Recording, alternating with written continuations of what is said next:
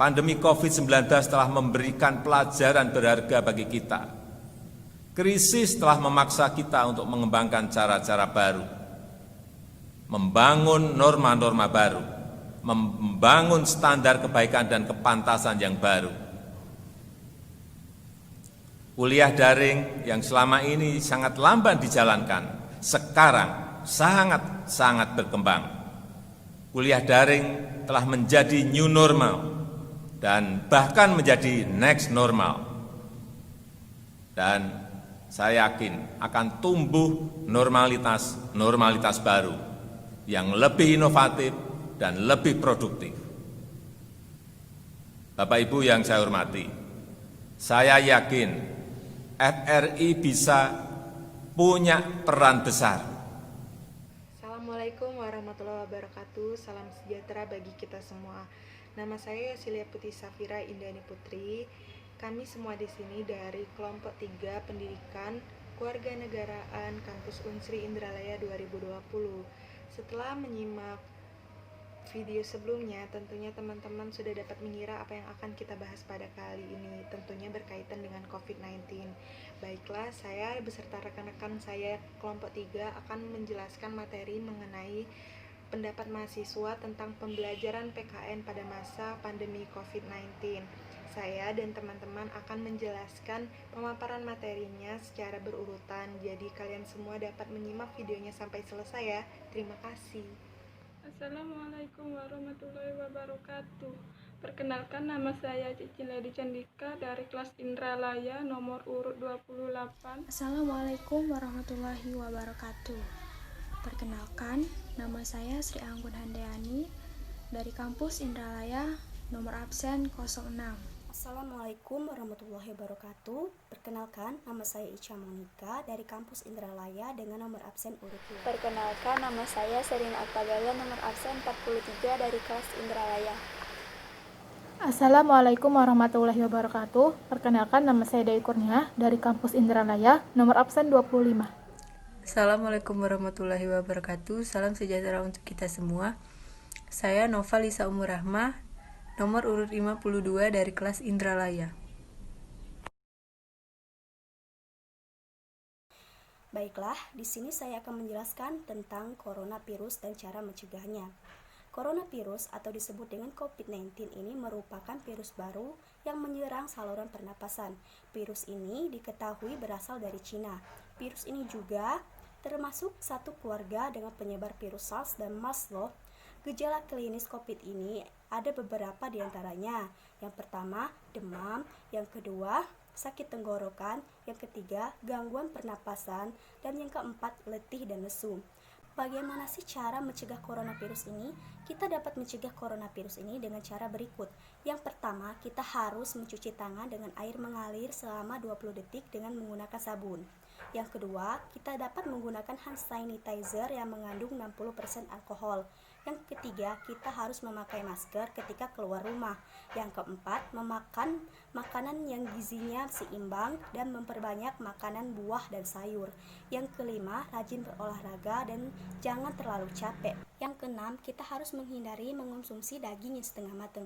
Jadi, makan daging yang dimasak sampai matang ya, untuk mencegah infeksi dari virus. Itulah penjelasan saya tentang coronavirus dan cara mencegahnya. Saya ucapkan terima kasih.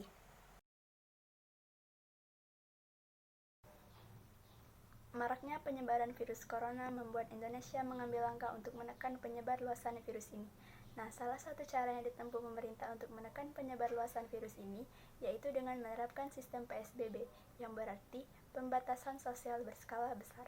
Dengan diberlakukan PSBB, maka seluruh kegiatan yang bersangkutan di luar rumah dihentikan terlebih dahulu, termasuk proses pembelajaran yang saat ini dilakukan secara online dan daring. Nah, berikut langkah-langkah yang dapat dilakukan siswa dan guru dalam proses pembelajaran. Yang pertama, membuat grup yang berisikan siswa dan pengajar. Fungsi dari grup ini sebagai sarana pembelajaran via chat. Di sini, pengajar dapat memberikan informasi seperti memberikan tugas atau memberikan informasi tentang tanggal pengumpulan tugas. Selain itu, siswa juga dapat berpartisipasi dengan cara menanya kepada guru di dalam grup ini. Yang kedua, via web. Nah, memang di Indonesia tidak banyak sekolah atau perguruan tinggi yang melakukan pembelajaran via web. Nah, di Universitas Sriwijaya telah menggunakan via pembelajaran via web, yaitu yang bernama e-learning Universitas Sriwijaya yang ditujukan untuk mahasiswa dan dosen pengajar Universitas Sriwijaya.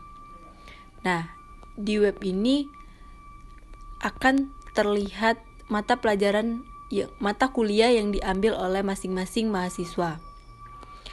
Contohnya seperti ini. Di dalam web ini, kita dapat melakukan absensi, lalu melihat pertemuan berapa untuk kelas selanjutnya dan materi-materi apa yang akan disampaikan oleh dosen. Lalu di sini juga terdapat forum diskusi untuk mahasiswa mendiskusikan pelajaran tersebut.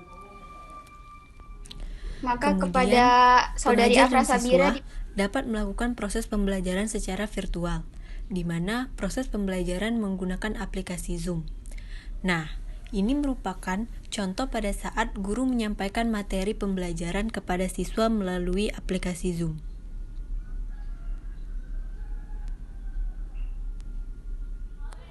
Nah, tadi merupakan contoh-contoh dari proses pembelajaran yang dilakukan secara online. Walaupun siswa dan guru tidak bertemu secara langsung, tetapi kewajiban siswa dalam untuk menuntut ilmu harus tetap dilakukan. Nah, di masa pandemi ini, siswa dituntut untuk lebih berpikir kritis dan belajar mandiri dari rumah. Saya akan menjelaskan beberapa kendala pembelajaran mahasiswa ketika COVID-19. Kuliah secara daring juga membawa beragam kendala baru perkuliahan.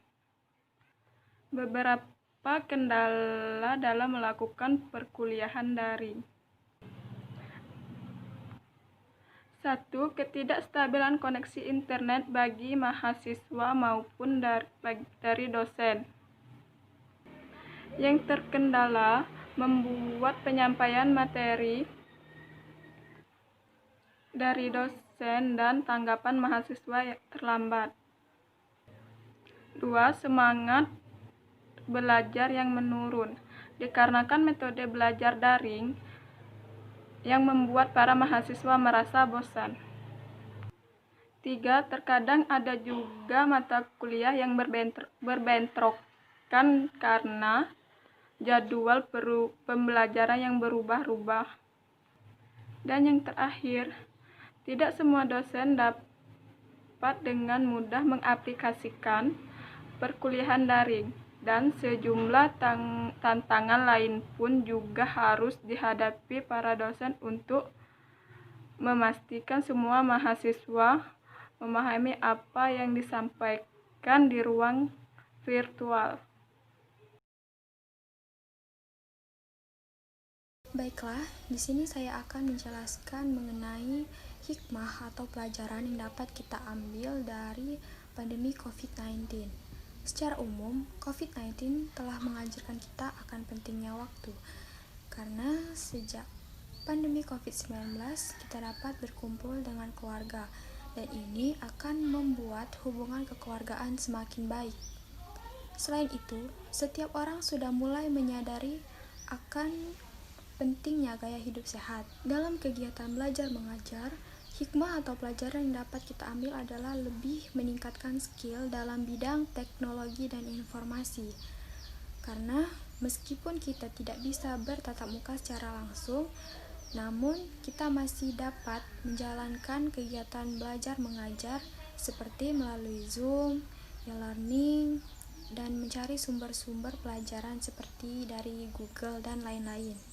Dalam hal ini, kita dapat memanfaatkan gadget untuk hal-hal yang bermanfaat dan menghindarkan kita untuk mengakses hal-hal yang tidak penting atau negatif. Tujuan kita untuk melakukan ini semua adalah untuk memutus mata rantai persebaran COVID-19. Jadi, tetap terapkan physical distancing ya teman-teman. Terima kasih. Walaupun pendidikan di Indonesia ikut terdampak adanya pandemi COVID-19 ini, namun di balik semua itu terdapat hikmah dan pelajaran yang dapat diambil.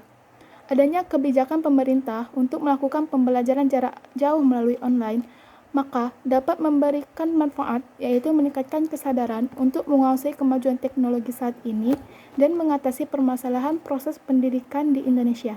Sekian dan terima kasih. Baiklah teman-teman semuanya, itulah tadi pemaparan materi dari kelompok kami kelompok 3 mengenai materi pendidikan kewarganegaraan pada masa COVID-19. Terima kasih atas perhatian teman-teman semuanya, semoga dapat diambil manfaat dari apa yang telah kami sampaikan tadi. Dan juga kami minta maaf apabila ada kesalahan kata yang tidak berkenan di hati teman-teman semuanya, serta kepada Allah kami mohon ampun. Saya beserta rekan-rekan mahasiswa kelompok 3 lainnya pamit undur diri. Wabillahi taufiq wal hidayah. Wassalamualaikum warahmatullahi wabarakatuh.